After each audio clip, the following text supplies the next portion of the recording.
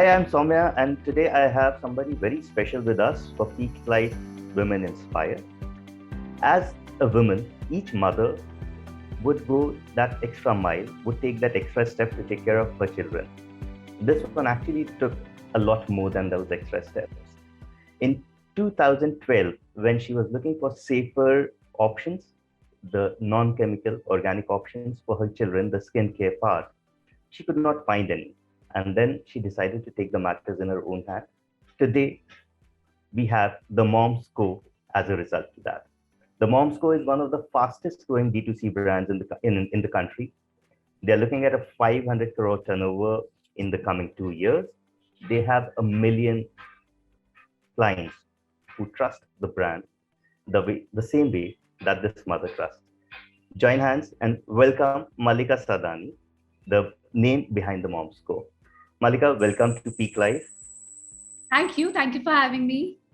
Great. Tell us how, I just took a note on the introduction part, how you started. What was it that you were actually looking at when you started the company?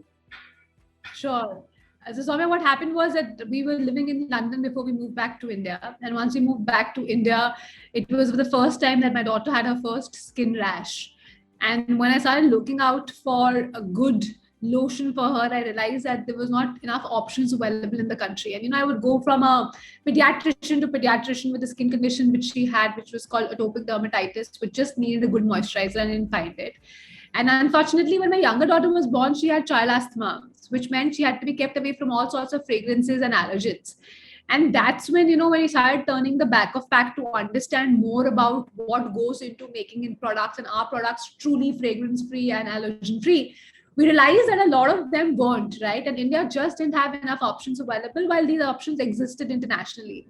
And that's when I think my search started for these products. And the first thing, as every mom would probably do, was that this is the era when the Facebook groups was really, really active. So I reached out to a lot of Facebook groups, tried contacting a lot of moms to get an insight from them saying what are their choice options. And the most interesting thing that I realized was the fact that, like how when we were growing up, we had brand love and everybody wanted us to be named by that brand's baby, right? And that sort of did not exist anymore, and there was no other brand that had taken that space instead of them, right? And people are beginning to become more open to, of course, shopping online and also accepting new age brands. And that's when the idea hit, saying that let's just create products which are natural, safe and effective, and the ones that actually I can use on my child confidently and fearlessly, saying that this is the best available in the market. And that sort of got us beginning into this journey of figuring out and creating the Moms Company. It was created with the mission of the Moms Company being a mom's trusted partner into a journey of motherhood. So right from when she gets pregnant to after she's had babies and even beyond is where we cater for skincare concerns for the mom and the baby. So what went in the research part? Do you hold any professional? I mean, are you a professional dermatologist? Do you hold any background within? How did you start? You just started randomly, and the There was trusted actually partner. a lot that went into it. So I'll tell you a little story, right? So when I was starting, and of course, my husband was working for McKinsey, and he used to travel a lot to Europe. And living in Europe, we had an international Amazon account. So every time he would go somewhere, we would literally place the order for the product. And when he was coming back, he would get all these products in, right? So I had a lot of access to products internationally. My in-laws also live abroad. But I think what was the most interesting was when I decided to do this, I hired my husband into the country, into the business. And when he was joining, his first condition was that you will create products after which you will never ever import again, right? And that was the premise with which the Momsco got created. And that was very interesting for me because I've been an obsessive mother, right? So then we went on to this extent of understanding what safe meant. So I'm an engineer in MBA by background in education.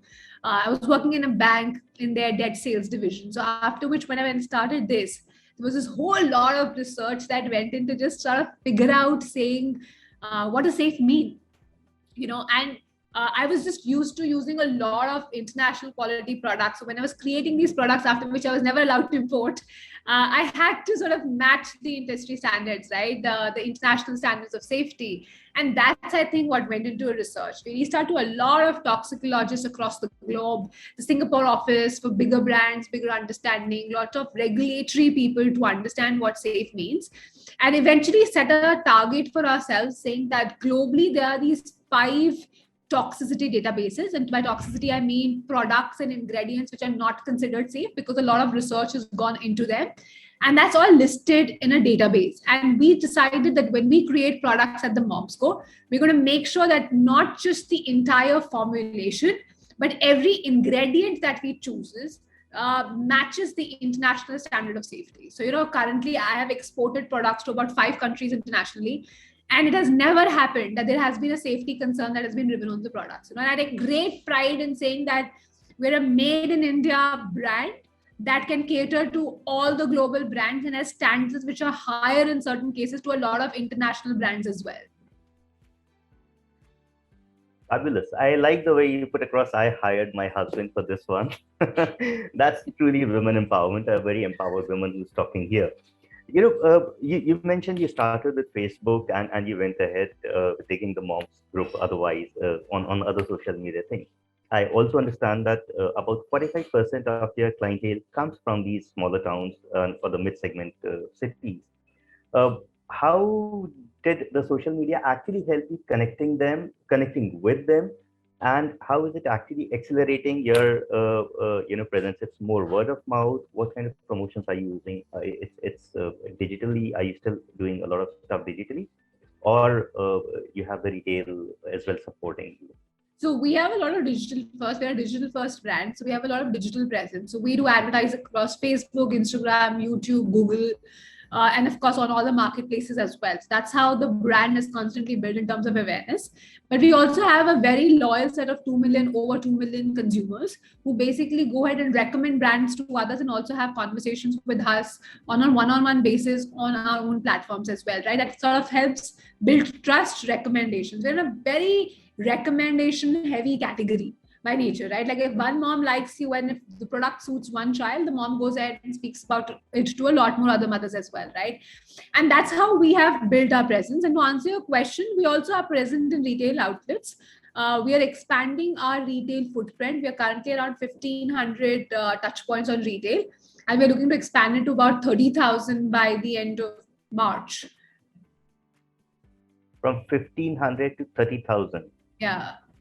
By the month of March. We're talking we are in 2021. We are talking about March 2022. Yes. That's a lot of steps, my dear viewers, that this woman is going to be taking for her children.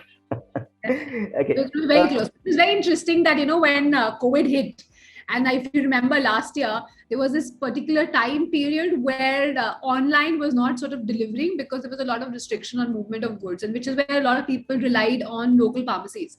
And we were not obviously at that point of time present on any of these retail outlets, right?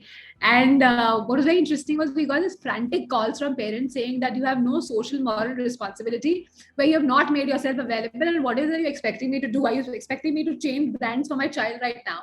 And I remember at that point of time, our customer care was very, very active, and there were deliveries made because, there was this red zones where deliveries wouldn't happen.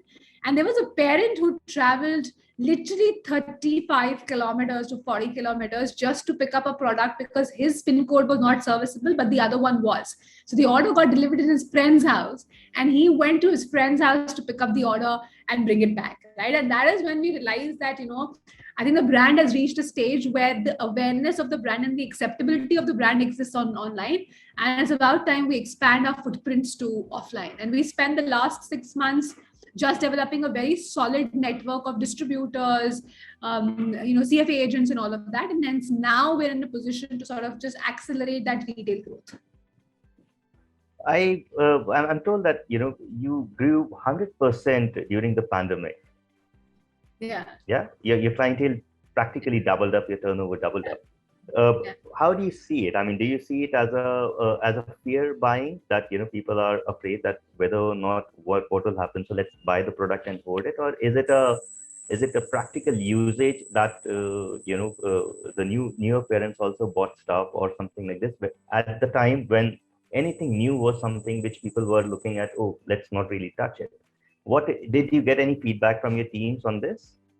No, so I think what was the most interesting thing that happened as a change in outlook for all the consumers during COVID was that everybody became very conscious, not just of what they were using on themselves, but also there was a conscious level call for the environment as well, right? And that's what accelerated the growth of a few of the brands who were in the space of better for you, better for nature, right? So, for instance, to give you a perspective, we have products that are not just considered safe, toxin free, allergen free, and recommended and approved by international global standards, right? We're India's first company to have been awarded by a company called Mom and India. Mom and Baby in India. We're the first Indian company for an international company to choose as a reward for the best retailer and the best seller in the mom and baby category, right? So we've got, of course, product validation. But at the same point of time, we do not test our products on any animals, and we are PETA certified cruelty free. We are in this space where we recycle a lot of plastic that goes into making of the products, right? We're trying to reduce the impact of our carbon footprint. And I think that was the calls that the consumers started looking at there also. Like everybody started looking at what was their carbon footprint and how can they reduce it. And that's the space where brands could have conversations with the consumers, which for young brands like us was very hard if it was through the traditional mode of TV advertising and all of that, right? Digital just allows us to do things, experiment on things, and then sort of kind of go on a larger scale with it. And that's exactly what digital allowed us to do at that point of time. And while the consumers were moving to their purchase patterns online, and with the newer trend of better for you, better for nature picking up, is where I think all of us generally in this space got a boost on sales.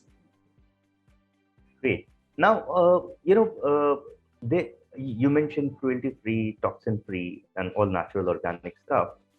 Yeah. There are a whole lot of brands which have entered this category. More so during this lockdown, every other person has decided to make soaps at home, and rather our neighbor also decided to become rather enter in this category, and she decided to make those shikakai soaps, selling them in a nicely packaged box that these are organic ones. So you have competition which is right next door to me, to the other brands who are bigger influencer, bigger money, deep pockets, and all that stuff. How do you want to, or rather, how do you see expanding your own market, redefining your consumer probably, or maybe your own self, so that you get more consumer attention? Some insights on that probably. So, we've always been led by as a brand on something which is very reliant on the product that we sell, right? We've always believed that the product quality and the experience when the product reaches the consumer's house is extremely important. And we've always focused on that. What is very interesting is while all these newer age brands are coming up, it's going to become very important for them to kind of, after reaching a particular scale and reach, expand further, which means a lot of money and investment that goes into it, right? There's a reason why all of us had picked up funding when we needed the funding to sort of grow exponentially, because it comes at a cost. And I think everyone who is starting now will have to figure out what is their cost and how much is the budget that they have to kind of spend money on it. As far as we are concerned, we're going to make sure that the leadership position that we have had in the mom and baby space, we continue to own it. And of course, through our space, like we currently reached out to only 2 million people. And how is it that we expand the households and more people get to try the product for us, right? So we're going to focus a lot on trials, repeats, and general awareness for all the consumers. That's how you would hold your own current clientele as well as you get the new clientele. Expand and become more stronger.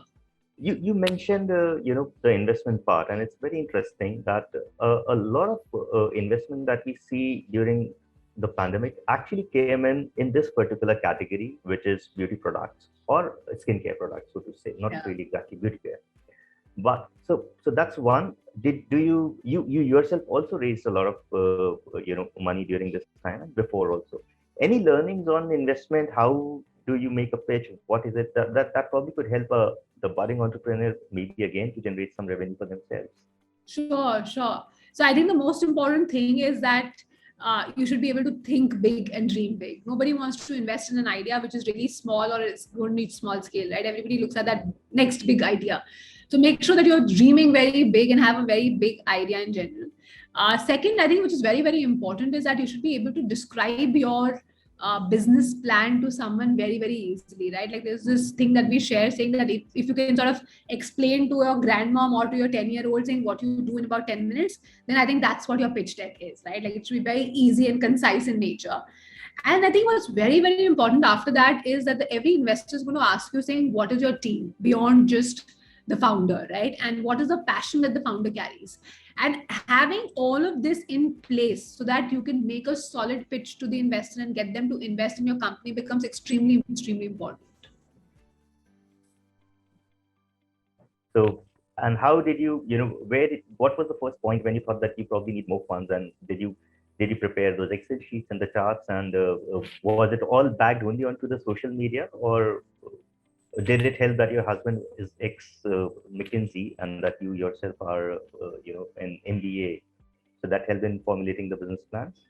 So I think, the first investment that you get is not always just on the business plan. It's also on a lot of your own conviction and a lot of your own passion for what you're building, right?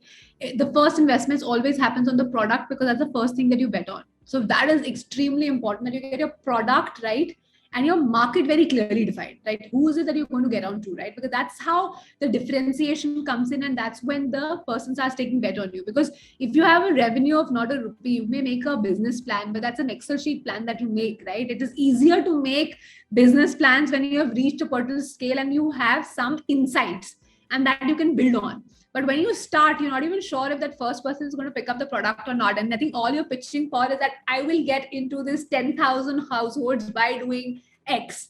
But I think what's most important is how much of a conviction does the founder have on his own product? What is his understanding of the market and the market size? And how much of that market do you think that you can create for yourself, right? As they say, what is your total addressable market is the most important question that any investor will ask you, and you will have to have that answer for that. And based on that is where you will raise your first round of funding. How do you, between Mohit and you, how do you divide the workload, and which area is it that you focus in, and what is it that he does? That's one. Two, a lot of people also say that both the husband and the wife shouldn't really be working in the same company. Here you founded one company. There would be arguments, difference of opinions, and all that stuff. How did you guys manage to handle that? Yeah, I was sort of, when you got there, I was sort of expecting this question to come. I think, for Mohit and me, the one thing that we did very clearly was clearly define what is it that will be his domain and that he has a veto right on, and what is it that's my domain and I have a veto on, right? So I do everything related to brand, product, operations, and he takes care of sales and finance in the company, right? And so our roles are very clearly defined. To answer your question on whether it was or whether it was not, when we started the company, the whiteboard was in our bedroom. And it was only after 2 years that we could move that whiteboard out of the bedroom to another room. But for those 2 years, both of us would just wake up in the morning and see those whiteboards right there, right? I think what's the most important if you're a husband-wife couple who's trying to do it, firstly, a lot of people say it cannot be done. I am a big endorser of the fact that you can do it, because you don't have to start on the premise of trusting each other. It is very important that the founder or the co-founder that you have in your company, you have utmost trust in his decisions, because it's impossible for you to do everything by yourself, especially at a higher scale, which is why you really need a solid partner whom you can believe on blind faithfully. And I think that in your life partner is very easy to do, right? So, and as long as you can set boundaries for yourself, saying this is where I will call the shots and this is where you call the shots, or after this point of time, I don't want to have conversation on this. So we don't have it on a daily basis. We discuss work all the time to an extent that our daughters also exactly know what's going to happen in the mom's company, right? Because they're all there. It's all like very, very muddled up, and it's all like constantly happening. But when we take a holiday, then we very clearly define saying, it's morning 3 hours that we finish work, post which there is no work conversation that is happening, right? And it just gets easier with time, because as in when you start hiring a lot of top team and a lot of top talent, you will realize that they start taking on roles, and then life becomes less chaotic for the founder and the co-founder, and then you can create far more spaces for yourself. But initially, there's going to be no space. There is going to be no not conversations. Please don't do the thing of having whiteboards in your bedroom. That's not advisable at all. but be open to having conversations and be honest with each other, which is really, really important. So the whiteboard had those markings of, okay, this is what needs to be done, or this is the turnover that we're looking at, or some motto or something that went by. What was it? नहीं इतना global नहीं था. It was very, very like listed with tasks for the next day. So you would wake up in the morning for tasks for the next day. So you were like fully devoted. Both of you were fully devoted that this is what we need to bring. You're living, breathing, eating, and sleeping with your whiteboard, probably, I would say in that. Yes, but that's for anyone who's looking to do their own startup. You have to believe that you will be living, eating, dreaming, sleeping the whole brand. Yeah. You've mentioned, in one of your earlier interviews, you've mentioned the challenges that you faced as a woman entrepreneur, somebody who went seeking fun, somebody who started her own journey into a different domain, which she had no background on. Would you like to touch base on that? How, what was your experience? Did somebody make you feel, not so really good? Somebody that made you like, yeah, I can do this? So I am a very resilient person by nature, Soumya. So I didn't like get battered up by any of this conversation that was happening, right? To quote to you, when I went in initially to have conversations with some of the suppliers and manufacturers, they would just come back and they just told me say things like, nowadays everybody believes they can run a startup by themselves, right? Because that was the key term at that point of time. And every time someone said that and I came back, I didn't sort of stop me from going ahead and having a conversation. The only thing that I did was figured that this is a person I want to convert, and this is a person I want to work with, and this is the person I can work with later. Because exactly the people who told me and said that anybody thinks that they can do a startup, exactly a year and a half of the company getting launched reached out saying that we want to work with you. Right. So things do change for you over the period of time. But of course, the first few months or the first few years, depending on how your company does, is going to be a little bit of a struggle where people will find it hard to believe that you run the show, right? But I think the more you start doing it, as they say, right, your action speaks louder than words. And once you start doing it and proving to them that, yes, I'm building a substantially big business, they change their outlook. And then, of course, everybody starts working far more collaboratively with you. But I think it's the first few months which are a little bit where you will have to sort of put your ego aside and say that no matter what happens, this person is good for the business and I need to get this person into the business. I give you perspective, right? Like the manufacturer whom we worked with and the first guy who picked up the contract for us, I must have at least gone to his office 10 times. And eventually on that very last time is where he said that, come in, let's have a chat. And that chat, I think, formed the foundation of what the Momsco is. He was a fairly big manufacturer doing really big names and bigger contracts. But I knew that if I had to create products in the space of pregnancy and baby, I had to get someone big.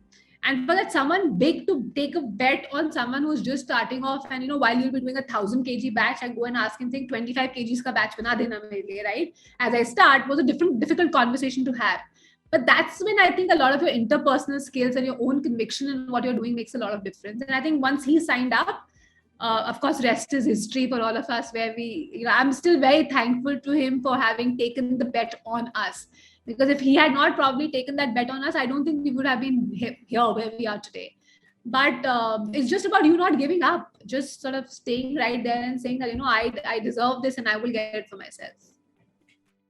The brand's journey is rooted to motherhood. At what point did it occur to you that you can fill in the gap in the market? And what was the motivation that actually led you to where you are today? Is there, apart from your own children, the moment you make it a business, the business becomes your third child. Yeah. What kept you motivated, to do better and be here? I think the purpose of it all and the whole genesis of where it started from, right? It was a very personal struggle where I wanted to genuinely create really good quality natural products that were not just safe but also effective, right? So if you say this works, it actually delivers on the promise that it has. And just setting very high bars for ourselves was very, very important for us. And then we started going ahead and creating a lot more products. And I think the biggest motivation always is the feedback that you get from the consumer. We've had instances where there was this woman who called us at 10:30 in the night on the customer care. And this is when we used to pick up customer care in the night because we didn't have a night team as such, right? And I picked up the call at 10:30, frantic 2 calls to pick up the call to ask and then say, listen, I forgot to just place the order for the product. And is there any way you can get it delivered to me in the next 2 days? Because I'm going to have a baby. And we were sort of having a conversation that, sure, can you just tell us when is it that, you're due? She said, I'm on my way for labor. right? How does someone on the way for, she was in labor and she was on her way for delivery, actually consider calling a brand saying, please send me your products? The amount of trust that the brand would probably have with them is really, really high. And I think it was these instances that just kept us going. Like, we got a letter from a mother when her child was 7 days old, saying that she delivered with zero stretch marks, right? And that's the belief that she had in the brand. It was very early on days when she had taken she taken a belief on a very new age brand, and it paid off for her. I think all these feedbacks, when they come back and people come back and say that, my face has transformed because, it was full of acne and now it doesn't have acne, or any other thing that it lacked the glow, now it has a glow, makes a lot of difference, because it just adds meaning to what you're doing, and that kind of pushes you constantly to do better and do more. That sounds so wonderful. I mean, it's enormous trust. Did you ever, get burdened up with the trust that, I would probably be a little scared that this woman on her way to the labor is putting in so much trust. Did you get scared at some point? Did any butterflies in the stomach? What with so much of money also riding on you? No, it was only initially. But when we sorted that initially, because all that needs for lying on trust is to create a product that's really nice, safe, and effective, right? It doesn't cause any harmful effects across.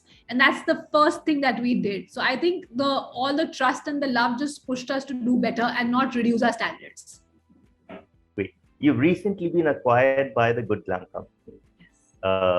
This gives you, a new market as well. Probably you'll also be going internationally, apart from the 5 countries where you were selling.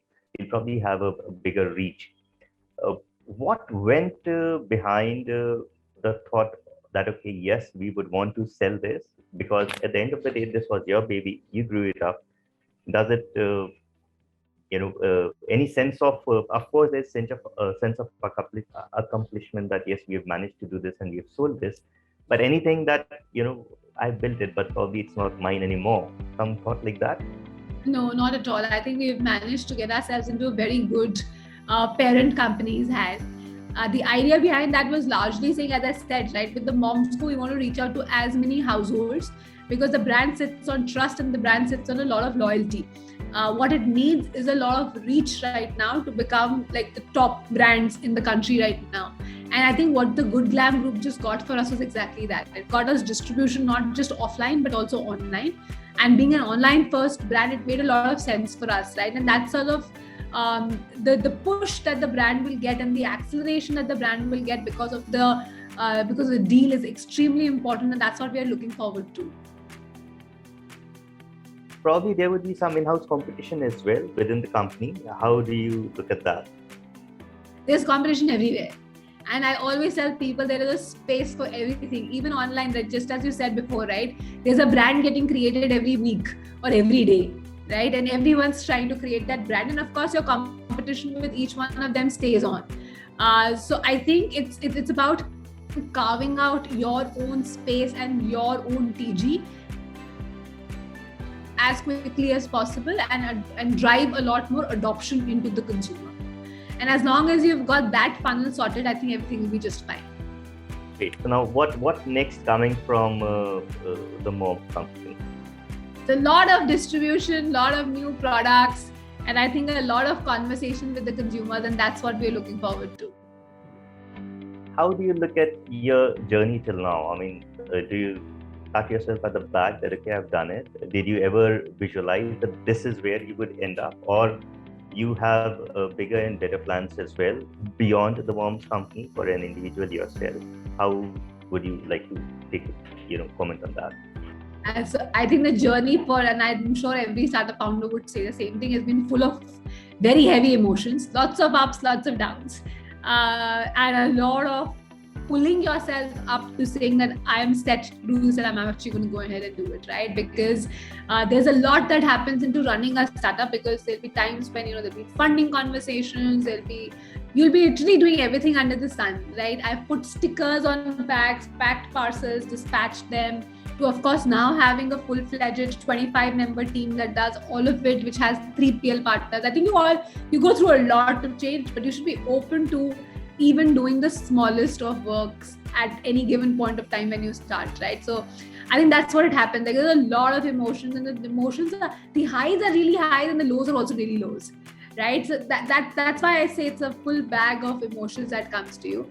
We've always been very excited about the potential that the Mom School would have. The gap was very clearly identified, which is where, of course, we were constantly on the verge of making it a really big brand.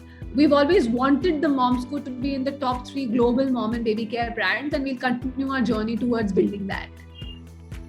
Great.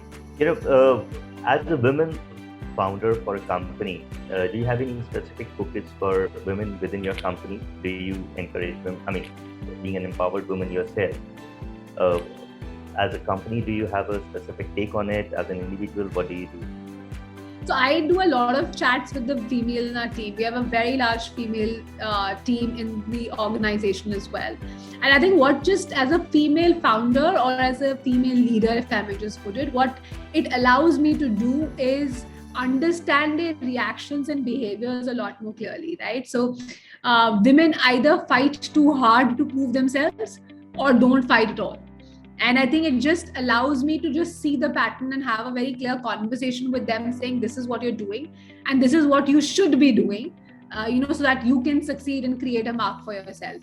And that's I think that's what just it allows me, right? The experience that I have had, I think the battles that I have fought and the wins that I have had, just sharing those with everybody in the team kind of inspires them and also teaches them on how to manage once they grow in their own careers. Great. Now, what are you going to do with all the money that you just got by selling your company? Are you going to go on a holiday? No, I have a lot of work to do still, which is where I want to sort of continue doing what we're doing. We have a very steep target that we have set for ourselves, which is of taking the company up to 500 crores in the next 2 years. So it's an extremely steep target that we have set, and we are going to be on a mission to achieving that target very, very soon. Lots and lots of work to do going forward as well.